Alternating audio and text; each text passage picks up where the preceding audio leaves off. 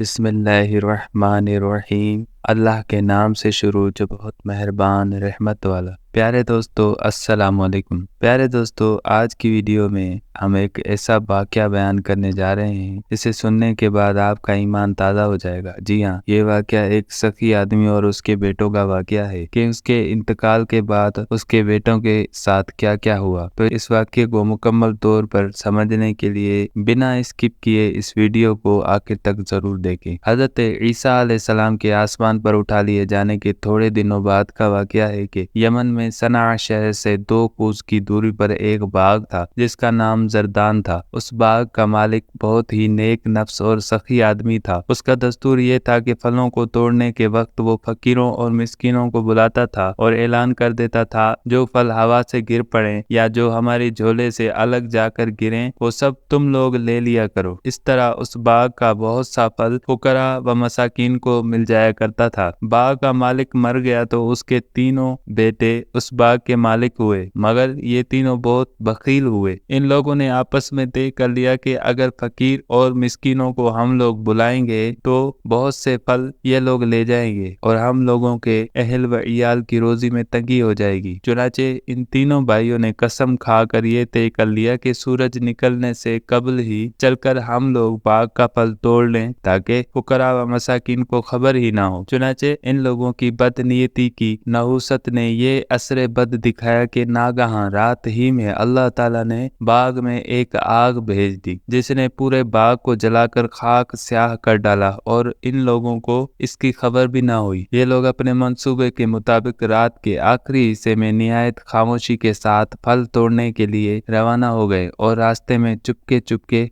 बातें करते थे ताकि फकीरों और मिस्किनों को खबर ना मिल जाए। लेकिन ये लोग जब बाग के पास पहुंचे तो वहां जले हुए दरख्तों को देखकर हैरान रह गए। चुनाचे एक बोल पड़ा कि हम लोग रास्ता भूलकर किसी और जगह चले आए हैं। मगर इनमें से जो बानिस्बत दूसरे भाइयों के कुछ नेक नफ्स था उसने कहा कि हम रास्ता नहीं भूले हैं, बल्कि अल्लाह ताला ने हम लोगों को फलों से महरूम कर दिया है, लिहाजा तुम लोग खुदा की तस्बीह पढ़ो। तो इन सबों ने ये पढ़ना शुरू कर दिया कि सुबहान रब्बिना इन्ना कुन्ना जालिमीन, यानी हमारे रब के लिए पाकी है, हम लोग यकीनन जालिम हैं कि हमने फुकरा व मसाकीन का हक माल लिया। फिर वो तीनों भाई एक दूसरे को मलामत करने लगे और आखिर में ये कहने लगे कि पारा नंबर 29 सूरह अल कलम आयत नंबर 29 से 32 तक तर्जुमा कंजुल ईमान। उम्मीद है कि हमें हमारा रब इससे बेहतर बदल दे, हम अपने रब की तरफ रगबत लाते हैं। हजरत अब्दुल्ला बिन मसूद रज़ियल्लाहु ताला अन्हु ने फरमाया कि इन लोगों ने सच्चे दिल से तौबा कर ली तो अल्लाह ताला ने इन लोगों की तौबा कबूल फरमा ली और फिर इन लोगों को उसके बदले एक दूसरा बाग अता फरमा दिया जिसमें बहुत ज्यादा और बहुत बड़े बड़े फल आने लगे। उस बाग का नाम हैवान था और उसमें एक एक अंगूर इतना बड़ा होता था कि उसका एक तोशा एक खच्चर का बोझ हो जाया करता था। अबू खालिद यमानी का बयान है कि मैं उस बाग में गया था तो मैंने देखा कि उस बाग में अंगूरों के खोशे हबशी आदमी के कद के बराबर बड़े बड़े थे। इस वाक़े से सबक मिलता है कि सखावत और नेक नीति का असर माल में खैर बरकत और माल की फरावानी है और बकील व बदनीति का समरा माल की हलाकत व बर्बादी है। और ये भी मालूम हुआ कि सच्ची तौबा कर लेने से अल्लाह ताला ज़ायल शुदा नेमत से बड़ी और बढ़कर नेमत अता फरमा दिया करता है। सच है कि ज़ालिका फदलुल्लाहि युतीही मन यशाउ वल्लाहु दुल फदलिल अदीम। ये आज की वीडियो हमारी अपने इख्तिताम को पहुंची। मिलते हैं फिर अगली वीडियो में एक और बेहतरीन वाक़ये के साथ। तब तक के लिए इजाज़त दीजिए और हमारे इस इस्लामिक चैनल को लाइक, सब्सक्राइब और दूसरे लोगों के साथ शेयर करना ना भूलिए। अस्सलामु अलैकुम।